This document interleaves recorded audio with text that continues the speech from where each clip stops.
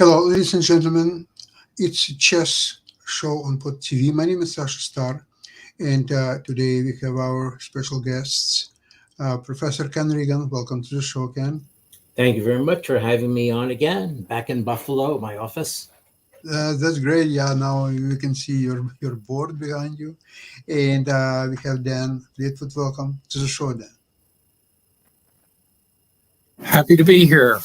Yeah. Great to Good have to you. see you, Sasha and Ken. It is Great good. to have you as always, Dan. And let's start with Ken.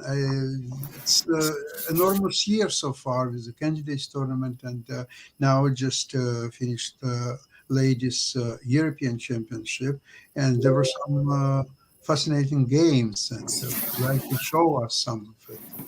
Okay, well, I'll show you. I've chosen one game from the European Championship, not about the winners, but about a young lady, very young lady, who made news for scoring her first women's international master norm. And this is 9-year-old Bodhana Shivanandan of England, whom I tracked in various tournaments. And in the in the third round, she sensationally won over Maria Makrichin, who's a well-established women player, also women's international master, but with a 23.54 rating. So this was quite a coup, and it set Bodhana well enough ahead that even with a losing streak toward the end of the tournament, she still scored 4.5 out of 10 and made the women's international master norm. Yeah, very respectable scores considering the strength of the tournament. Mhm. Yeah, they don't make 9-year-olds like they used to, do they? That's right. Yeah. Let me just check to see if she hasn't turned 10 in the meantime, but that's kind of academic. She's certainly going to be a star. So without further ado, here she is playing black against Maria Makrichin. And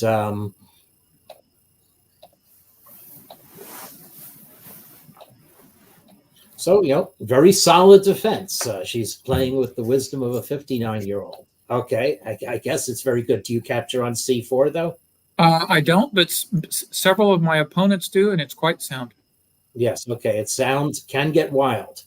So now I don't know how. This is transposing into now it's not, but there in the 33rd World Correspondence Chess Championship, this root variation got used in probably 10 or 15% of the games. It gives long, complex play that the engines unhelpfully evaluate as 0.00. Really, yeah, there is something where this engine that you see in the window is evaluating half point edge to white, but I found it to be I don't believe that. Yeah. So A3 95, I guess E4 is not playable here. So I guess there are lots of moves. Anyway, Bishop G5. Problem with Bishop G5 is you can't retreat it to H4 when you Phi and Ket out. But we'll see if that comes up. So now E4 is legal, but things are going to happen if Black plays H6. Now, of course, you can't retreat the bishop to H4. You don't want to retreat it to F4 because then you probably do lose your E-pawn. Unclear what comp White gets for it. So White trades to gain time, but now traded away the bishop pair. And now we solidify our center. White is a nice center, but still has to do something next. And tellingly, the engine already is switched around to a half pawn advantage for Black. Well, Black is actually up a whole pawn after B5, before or after capturing White's knight. Okay, so Black no longer is the bishop pair, but Black has a solid pawn advantage. Black has the worst bishop, but it's not too bad. It is obvious way to emerge on bishop B7 and playing C5. So it's a question of what pressure White can apply to the position in the meantime. And maybe E5 already is too committal. Let's see. It's one of the tied top moves of the engine. I guess the idea is to bring a piece to d4. You could play knight d2 right away, right? What's wrong with what's wrong with Maybe a4 probably playable here. a4 is playable? Yeah, a4 is one of the moves. Rook fb1 to put pressure on the queen side. So it's hard to tell whether you want to play to sink a knight on d6 quickly, which is what White did. Yeah, yeah.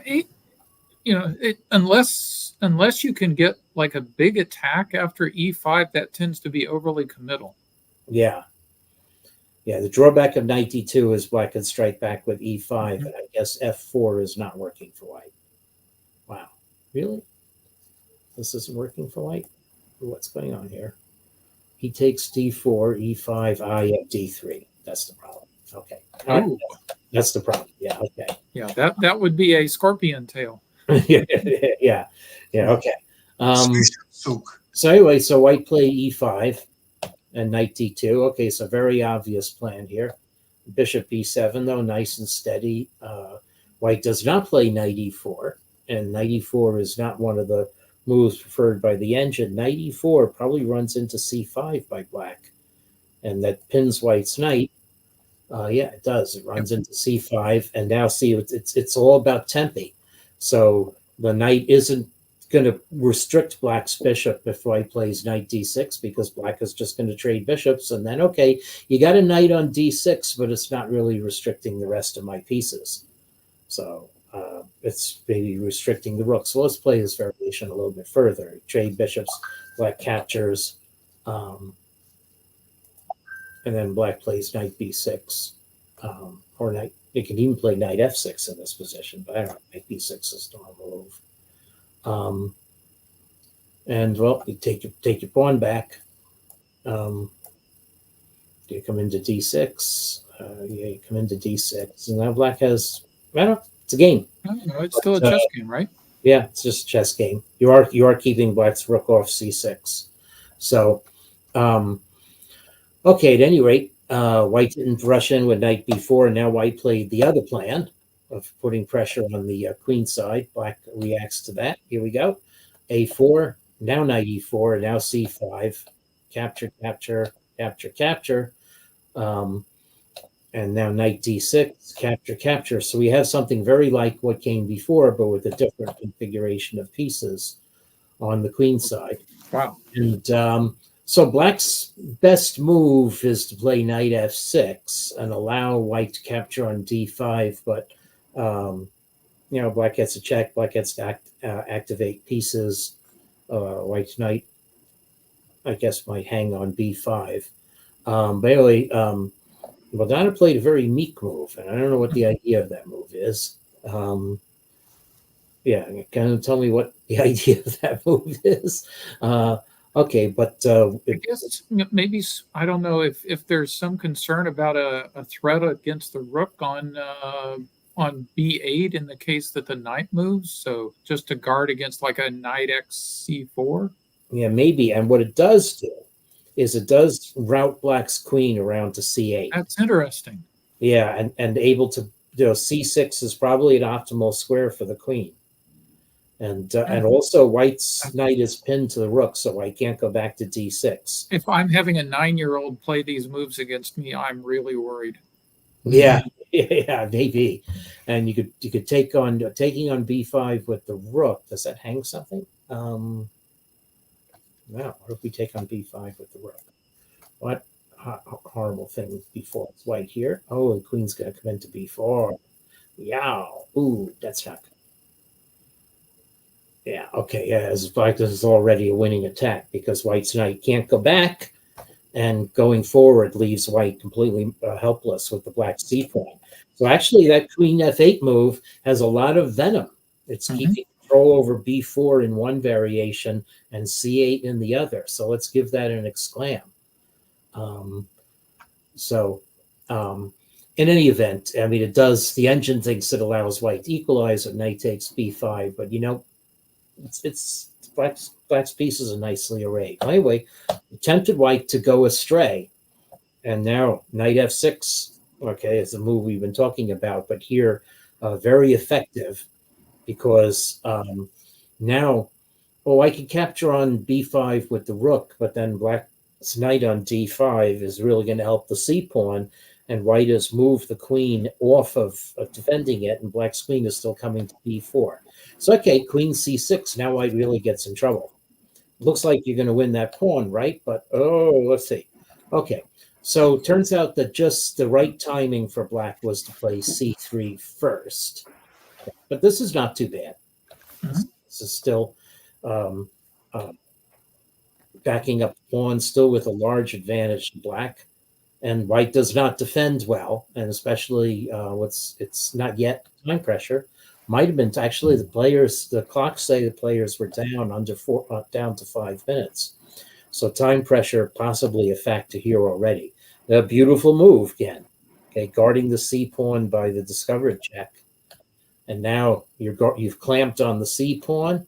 White's knight is really out of play, and this is now a winning game for black clearly. And Bodana finishes it off. I know White's defense is all smack of desperation. Black is eventually going to win a piece. There we go. We won a piece, and the game's just over. I'll just play Oops. the rest of the moves, and White gave up. So actually, even better game than when I looked over it the first time. Mm-hmm. Yeah, that's very well played. Mm-hmm. So, yeah. So congratulations there. The other event featuring a woman is featuring someone whom we didn't mention because she did not play in the candidates. Well, she did not have to play in the candidates because she is the women's world champion. I'm talking about Ju Wen-jun. Okay. And she has a minus score in the Sigmund tournament, but she beat the leader in round 4, Vincent Keimer, at 2.5 out of 3. And after the game, he had 2.5 out of 4. And she also prevailed with the black pieces. And in both the games by her that I selected, she plays very steady, very gritty defense, and then an endgame where she doesn't play perfectly in either endgame, but she plays challengingly. Okay, so Queen's Gambit exchange variation, but with some interesting development by white and active play by black. So white's strategy. So white has 2 strategies in this position. One is to play the classic minority attack on the queen side, but that is not what white is going for. White has taken time, because the center's stable, the fact that white's on castle doesn't going to matter, to start positioning pieces toward the king side and here gain the bishop pair. Bishop pair doesn't matter so much in this position because it's relatively closed. The engine thinks that white should play queen f3, student body toward black's king. This is saying, well, if you trade bishops, you're going to have to open a file against your own king. But maybe doesn't crack the whip as much as the queen move does. So white amasses now. This is also, so we're not going to play the minority attack on the queen side. We're going to start rushing pieces and pawns at you on the king side. And that your attack is not going to be able to compensate. Okay, so I played, put the black king on a more sensitive square maybe. Took a little time out for safety. And now ready to start advancing in the center. So how is black going to play against this? Okay, so queen f6, maybe not the most accurate reply, but put black's pieces on good squares. I'm not going to pay much attention to the engine verdicts here. Maybe white should have played f takes e4 and just enjoyed a very solid central advantage. Yeah, I didn't understand the queen f2. Yeah, that's a good question. Why did white play queen f2? F4 They actually. wanted to protect d4 pawn with the possibility of playing e4 at some point. Yes, that's it. Oh, after e4, I see. So prophylactic. Yeah, Yeah. guarded d4. That's exactly the I guess if I were going to do that, I might have played bishop f2, but Yeah. he's probably got a reason for that. It's funny that the engine wants white to play f4, f5 with a wedge. That's really interesting. Yeah, I mean, Yeah, it was I probably wouldn't have even away from considered that. e6. So, Wow. I mean, white definitely has, as a solid opening advantage, and it doesn't go away after these Yep. moves. Why not to take with a pawn on e4? Why Yes, not? that's what the computer wants to do. So why did white? So obviously, Keimer calculated that black is unlikely to take on g3 because of the not only do you open the file against your king, but white can very easily play g4, g5 in the resulting position. So, so I guess Keimer thought this was forcing, and it did induce Zhu Wenjun to play a very meek defensive move. I mean, you're putting the bishop where white's rook is latently attacking it. You've uncovered a latent attack against your knight on c7. On the other hand, you are going to position the knight on d5 very soon. But yeah, it's a meek move, and it cedes the e5 square to white. And it's the battle over this square that proves white's undoing in the game. Okay, so black actually played to e6, not d5. Computer actually says that knight d5 is not taking charge against white's main positional threat of advancing the kingside pawns, whereas this move does. So that now if g4, black is able to solidify with f6. Okay. The knight on e6 is helping guard the relevant squares. So white, in fact, should play by shoring up the d file with rook d1 and playing in the center. At any rate, white. Yeah, these isolated queen pawn positions are really, really challenging. Yeah. So I mean, if white plays perfectly, black easily gets rolled up. But just a misstep or two, and you're dead in the ending. Yeah. Yeah. So here's misstep. Now, why doesn't black play the automatic knight to d5? Oh, because queen h6 is mate. Sorry. Yeah. The pawn is pinned. Okay, so black breaks the pin. Yeah. So, okay, so that's obviously what attracted here.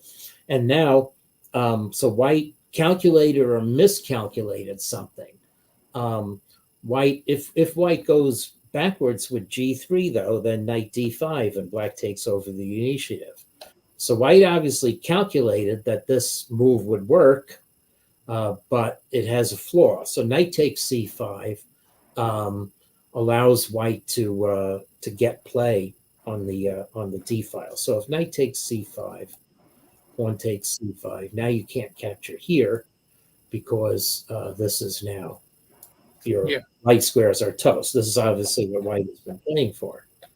Okay, but Keimer evidently underestimated taking on c5 with the bishop. Okay, and queen e4 doesn't work because the knight on e6 is able to hop to g5. That's why you preserve it. That's your next move as well. So knight d5, and now queen e4, knight g5. There you go. That's that had to have been just a simple oversight. Yeah. It's just forgetting bishop takes c5 was legal, and now black is up a piece. Now Zhu Wenjun does not play the best way of converting this. It's a little ticklish because white's bishop really is better than either of black's knights. White has a pawn majority on the king side, still can gin up some threats over there. Black also went for freedom, but now black has two weak pawns on the queen side. So the computer is okay with it, but I'm not sure that was the right way to go for black. Let's see what. Yeah, this calls into mind the old quote: "Fisher is Fisher, but a knight is a knight." Yeah. So in this case, it's not Fisher, but still, if you give a strong player an extra knight, you should be able to bring it home. Yeah. So the engine wants black to play knight b5. Now, obviously, you're afraid of queen e4 unless you see that knight f6 squelches everything, and it does. Never mind. So, okay. So anyway, the move played.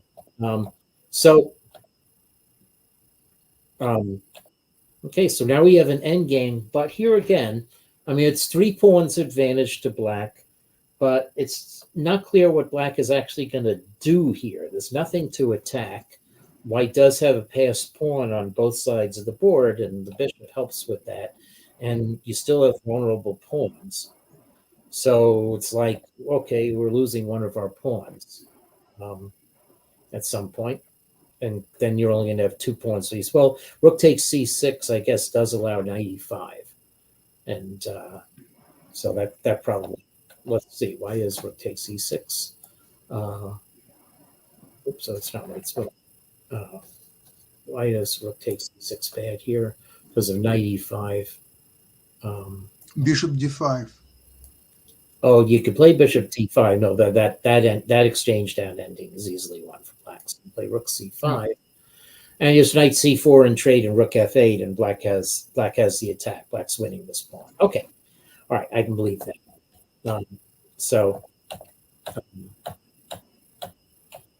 But okay, so finally we go for this. And now, so white's king has a little better center for them. And it's less than a pawn advantage. Probably objectively, this position is drawn.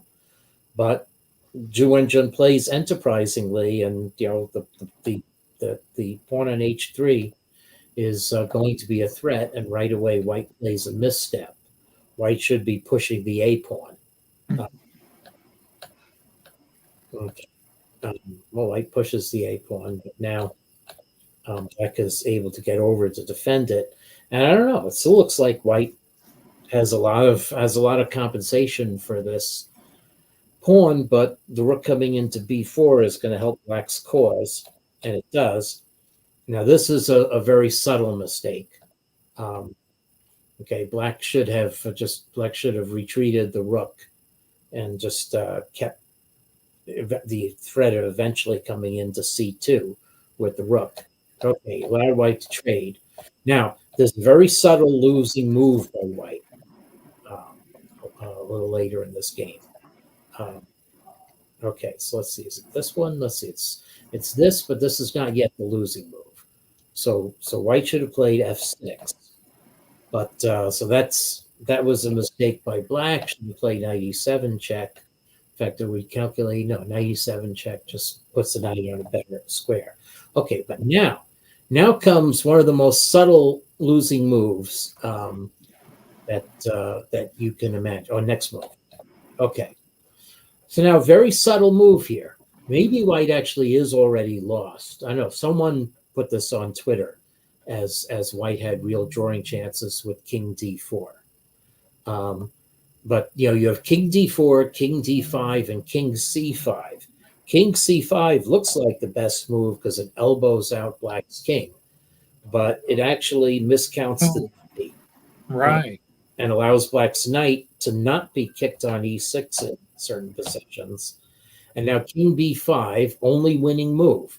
Okay, so very, very, very subtle again. You think, what's the difference between king b5 and king b4? Frankly, the difference is that this is opposition.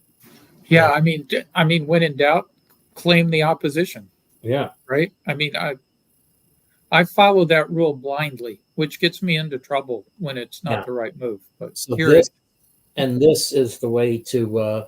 Well, it's probably losing, but it's the engine hash is fiction. It can't really be relied upon. In any event, king b5. She's now calculated a clear win, and we come in and we win white's b pawn and game over. So, very good calculation toward the end. Let's see, and says she drew very steadily against the world junior champion today, and then the other thing to note is that she held a game where she actually had the advantage midway through against Norbek Abdusattorov. So she lost her way in a position where she had an advantage. But I want to fly to the position around move 35. So around when it goes into an end game. Sorry, move 40. I'm sorry. So the position after it goes to an end game. This is slightly better for black, because black pieces are a little bit more central scope. So this is about where I was watching the game, and Black plays very well to first of all wreck White's pawns, and then do an invasion with the rook. And this is the part of the game that I was watching. Um, and now this is again, you know, don't trust the engine, but also you have to take into account of all the dynamics. So I believe White's best move is actually to trade rooks and go into an end game, a pawn down with the bishop, and just sit. The engine says to trade things that way, but as you see, the eval changes and it winds up being much the same thing. I didn't mean to do that. At any rate, I want to just show how this game played out. So sorry. Back to so White played a bad move, but the bad move requires a change in thinking. So Black's thinking was, I did this to win a pawn. I was going to win a pawn in the minor piece endgame. I'm going to win a pawn this way, but turns out that Black actually can make more threats. White's position is very rickety here, and the attack against f2 latently. So this eventually, what happens in this position is White is not able to hold on to both f2 and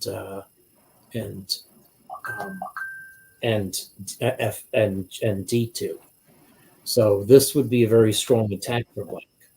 But instead, Abdusattorov carried out the plan of winning a pawn. Okay, White has now lost a pawn, and maybe there should be winning for Black, but again, you have to find the right plan. The right plan here was to try and round up White's a pawn. This looks active, but it actually allows White to set up a fortress, and you're not attacking d2 and f2 here. And moreover, White is at some point going to be able to exchange off the pawns on the queen side. Okay, so that's actually, I don't even really think that's a mistake. The chess.com's annotations are reacting to little changes in the engine evaluation. Okay, but White traded off the pawns, and from here it was a pretty easy hold. So no hiccups the rest of the way. So very uncompromising, gritty play by the world women's champion. Mhm. So Ken, is Keimer still leading?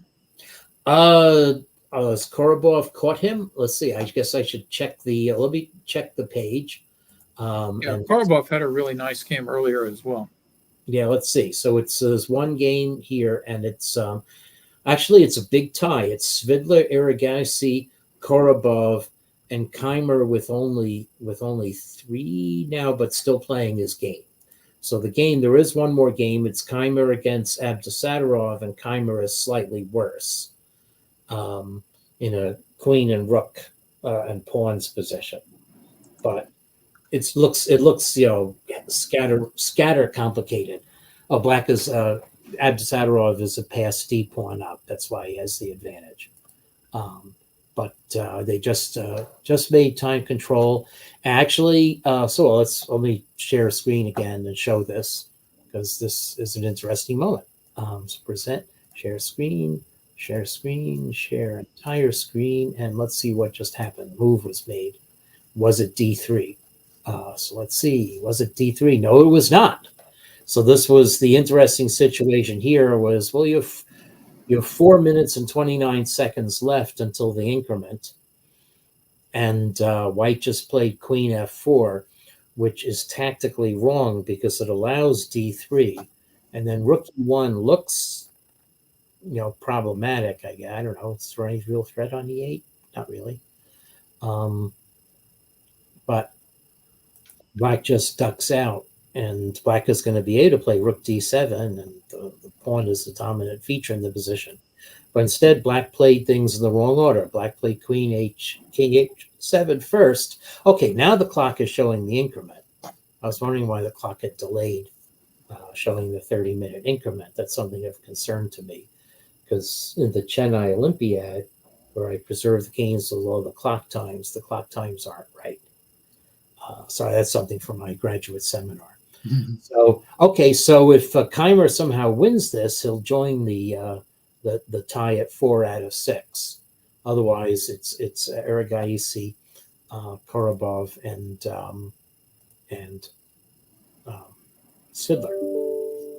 Svidler taking time off from being one of the world's foremost cricket fans to play chess. So Yes, okay. special.